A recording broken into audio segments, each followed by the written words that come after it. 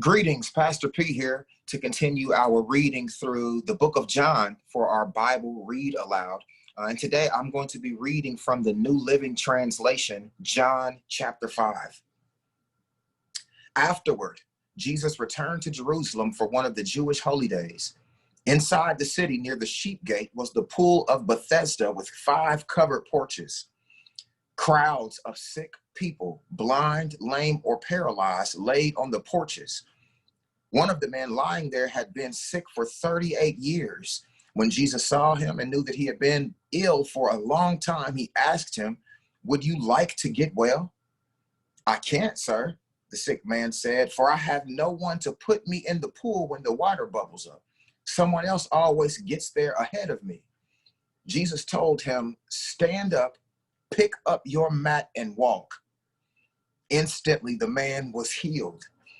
He rolled up his sleeping mat and began walking, but this miracle happened on the Sabbath, so the Jewish leaders objected. They said to the man who was cured, "You can't work on the Sabbath. The law doesn't allow you to carry that sleeping mat." But he replied, "The man who healed me told me, 'Pick your mat up and walk.'" "Who said such a thing as that?" they demanded. The man didn't know, for Jesus had disappeared into the crowd. But afterwards, Jesus found him in the temple and told him, "Now you are well, so stop sinning, or something even worse may happen to you." Then the man went and told the Jewish leaders that it was Jesus who had healed him. So the Jewish leaders began harassing Jesus for breaking the Sabbath rules. But Jesus replied, "My Father is always working, and so am I." So the Jewish leaders tried all the harder to find a way to kill him, for he had only broke the Sabbath.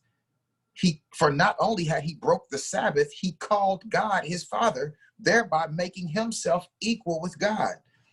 So Jesus explained, "I tell you the truth. The Son can do nothing by himself. He does only what he sees the Father doing. Whatever the Father does, the Son does also.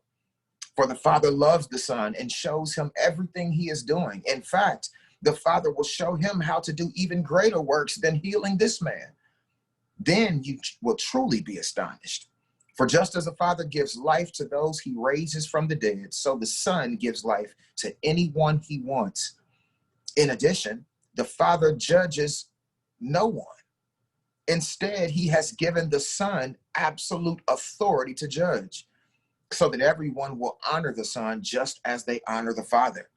Anyone who does not honor the Son is certainly not honoring the Father who sent him. I tell you the truth. Those who listen to my message and believe in God who sent me will have eternal life.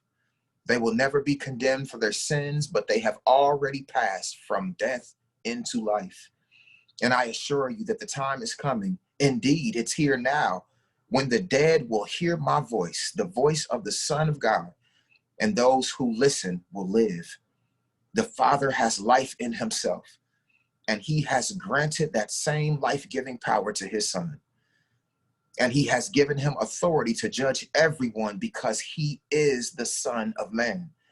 Don't be so surprised. Indeed, the time is coming when all the dead in their graves will hear the voice of God's Son, and they will raise again.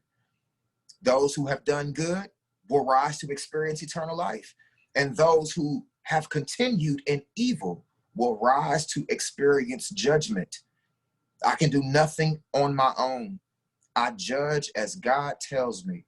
Therefore, my judgment is just, because I carry out the will of the one who sent me, not my own will.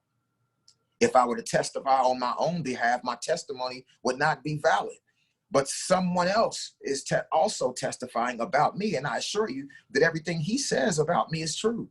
In fact, you sent investigators to listen to John the Baptist, and his testimony about me was true. Of course, I have no need of human witnesses, but I say these things so that you might be saved.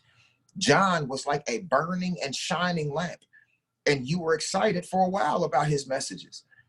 But I have a greater witness than John, my teachings and my miracles.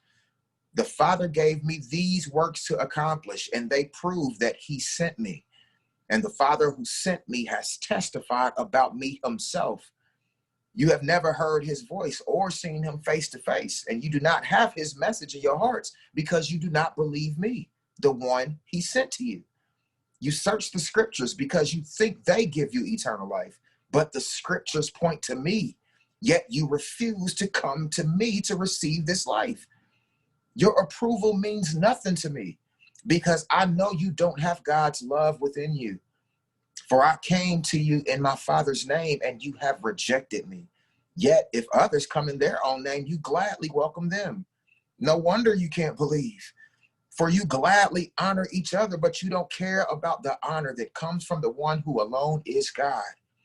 Yet it isn't I who will accuse you before the Father. Moses will accuse you. Yes, Moses, in whom you put your hopes. If you really believed Moses, you would believe me because he wrote about me. But since you don't believe what he wrote, how will you believe what I say? I pray that this reading from the sacred scriptures blesses you today.